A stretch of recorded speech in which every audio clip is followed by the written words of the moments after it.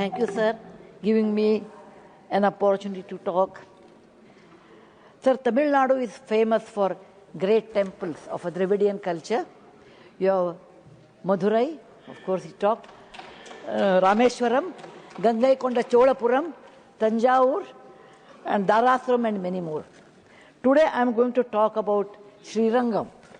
Sir, it's one of the famous temples, but not really known to people. It's more than 1,000 years old. It is in the area of 156 acres of land. It is the only living Hindu temple in the world, largest Hindu living temple in the world.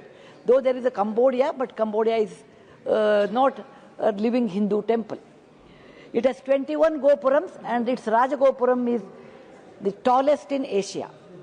Sir, it should be included in the tourism of our Tamil Nadu as well as our nation's destination.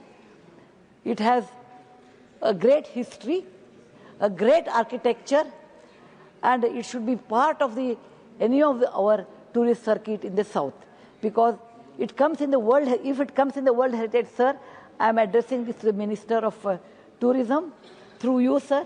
If it comes in the World Heritage, the footfall will be more. Globally, people will come to know. It will get a great opportunity to showcase the Dravidian culture to the entire world. Thank you very much. Jai Hind. Honorable Minister. माननीय chairman साहब, मैं माननीय सदस्य का अभिनंदन और धन्यवाद करते हुए निवेदन करना चाहता हूं कि जो मैंने पहले के दो प्रश्नों में उत्तर में निवेदन किया कि it is to be initiated by the state government.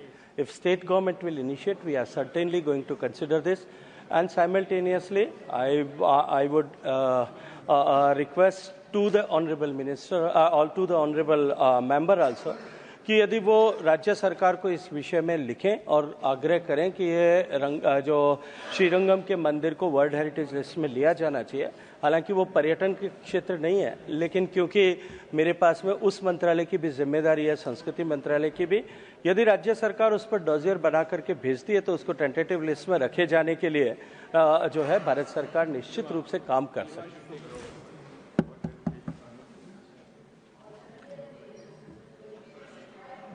Question number 50, professor Manoj Kumar Jha ji.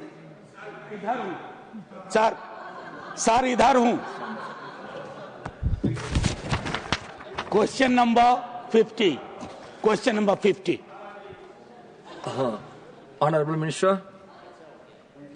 Sir, उत्तर सभा पटल पे रखा गया. So first supplementary professor Manoj Kumar Jha. Yes sir. Sir, सभा पटल पे जो उत्तर रखा गया है वो बहुत संतुष्टि नहीं देता है, थोड़ा निराशा भी देता है, लेकिन इसके हम साझीदार हैं. मैं माननीय मंत्री जी से आपके माध्यम से पूछना चाहता हूं कि क्या किसी राज्य ने या केंद्र शासित प्रदेश ने आपके समक्ष रिक्रूटमेंट प्रोसेस में आने वाली दिक्कतों का कोई जिक्र किया है, या डिले के बारे में कोई आपके सामने एक ब्लूप्रिंट रखा है अपनी दिक्कतों के बारे में?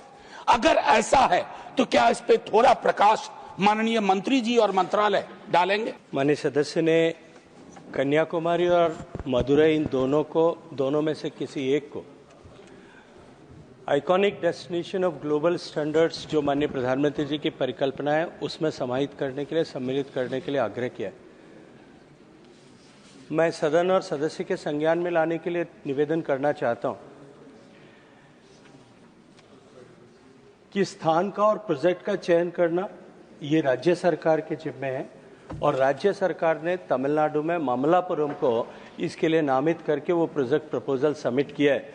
इसलिए इन दोनों स्थान कन्याकुमारी और मैसूर, मैं मानता हूं कि उनका बहुत सिग्निफिकेंस है, लेकिन फिर भी अभी उनका कोई प्रस्ताव विचाराधीन नहीं. Second supplementary through N.R. Ilango. Union government proposes to work in coordination with the Tamil Nadu state government, the Department of Tamil Nadu State Archaeology, and leading research institution to ensure scientific integrity, transparency, and due national recognition for the ancient archaeological heritage of Tamil Nadu. That's my question. Sir, archaeological excavation is not concerned with the tourism department and ministry. I think ये मंत्रालय से बाहर के परिव्यू पे आपने question. But excavation is not the subject of Ministry of Tourism, sir.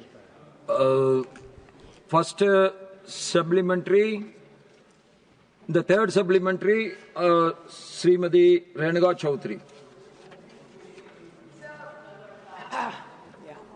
Sir, it's, I want to draw the Honourable Minister's